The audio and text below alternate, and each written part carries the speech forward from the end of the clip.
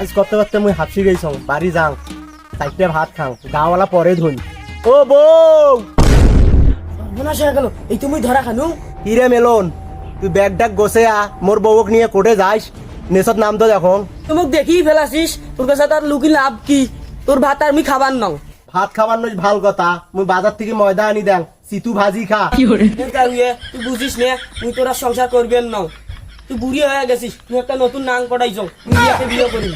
এ শালি কয় কি রে তুই মোর জীবন নষ্ট করিয়ে তুই নতুন নাঙ্গের সাথে লটর পটর করবু চল কানা নেম্বারের বাড়ি চল কানা নেম্বারে বাড়ি যাওয়া লাগছিস, উইয়ের তো চরিত্র খারাপ, ওই তোলা তোর বউর সাথে নটর পটর করবে। শালা তোকে এত বুঝে লাগবেন নয় তুই চল কানা নেম্বার বাড়িতে আছে শালা সকাল হইতে না হইতে বিচার সালিশের জ্বালানি আর পানুনে রে। কি হইছে রে? কি রে সোনালি, তুই ভাতার থাকতে নাং ধরছিস কেন? ভাতারের চেহারা নাঙের চেহারা দেখতো কেমন? তোর নাঙের থাকিয়া তোর ভাতারের চেহারা এটা তো ভালো আছে। সাহেব খালি কি চেহারা দেখলে হয়? চেহারার সাথে আরো অন্য কিছু থাকতে হয়। হে সোনালি, আর ভিত তুই কি চাইছ রে? নেম্বার সাহেব ওই দেখো এই দেখো তোমারে আগপাকে ইটিস পিটিস করবার লাগছে মুই আর এই বউক থুবেন নো আজকে তালাক দিন এ মেলন, সজীব তো উইয়ের বউ খারার উপরে তালাক দিলা নাকি? তুই কবুল করার জন্য রাজি আছিস?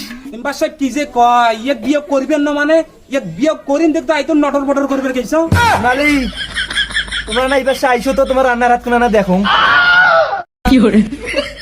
না, তোমার তো নাং পাল্টার অভ্যেস আছে।